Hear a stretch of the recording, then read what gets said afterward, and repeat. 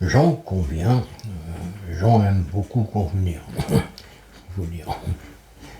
J'en conviens, je ne suis pas souvent d'accord avec le pape, donc ça a été pour moi une agréable surprise de constater le fait que ce dernier avait lancé un appel à la baisse du tarif du gazole.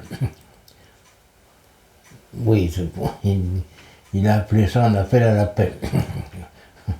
Mais bon, c'est pareil.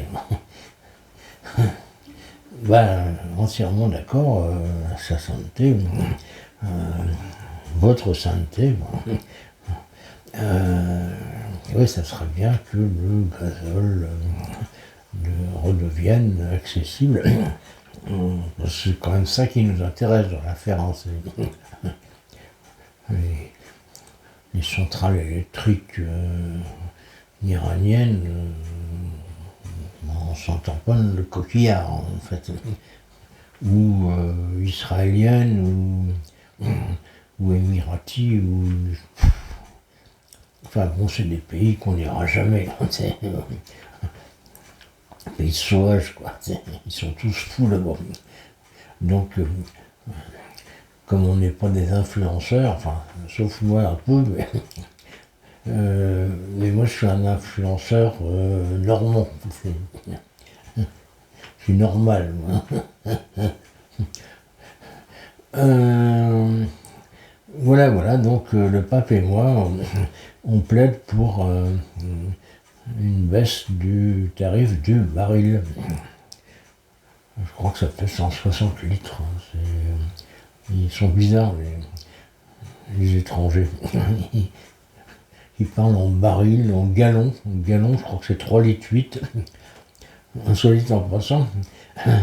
Les Américains, quand ils se plaignent de la hausse du pétrole, enfin du prix de l'essence, c'est une hausse qui est de moins d'un euro le gallon. Non, de 4 euros le gallon. Mais comme le gallon c'est 3 litres 8, donc c'est 1 euro le litre en gros. Ils se plaignent parce qu'ils payent le gazole à 90 centimes d'euros le litre. Nous on aimerait bien se plaindre pour le même motif. Voilà. C'est bien de... vous instruisez, vous apprenez à compter avec des unités de sauvage. Le pouce c'est 2,54 mm. Pareil, le pied. Le pied c'est 30 cm.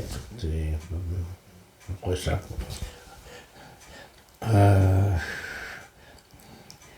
Ils savent pas qu'il y a un système qui s'appelle le système métrique. Le maïs, il y en a deux sortes. Le maïs marin et puis le maïs nautique. Non, le maïs terrestre, pardon. Et le maïs nautique qui sert pour les aviateurs. Cherchez pas à comprendre. Voilà, à part ça, quelle nouvelle.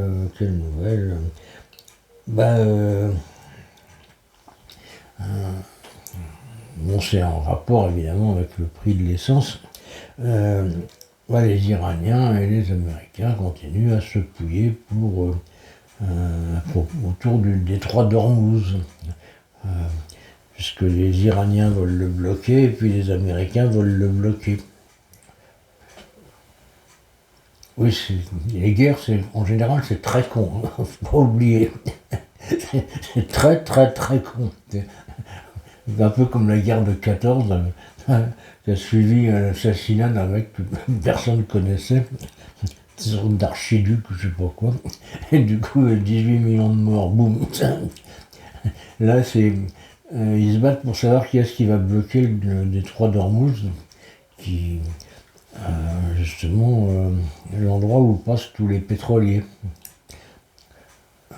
Ça emmerde tout le monde du coup, puisque tout le monde veut bloquer ce détroit, alors qu'il ferait mieux de le débloquer et pas de débloquer.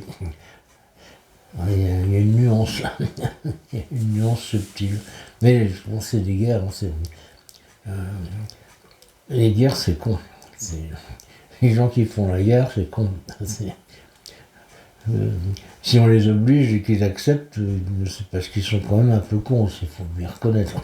Il ferait mieux de se sauver, comme toute personne sensée. Les politiques, ils vont pas à la guerre. Ils envoient les autres la faire. Voilà. Bah bon, ça c'est un lieu commun. Voilà, bon, on va arrêter là-dessus. Parce que quand on commence à sortir des lieux communs, c'est que on n'a plus rien à dire. Il n'y a plus rien à dire. Je suis innocent.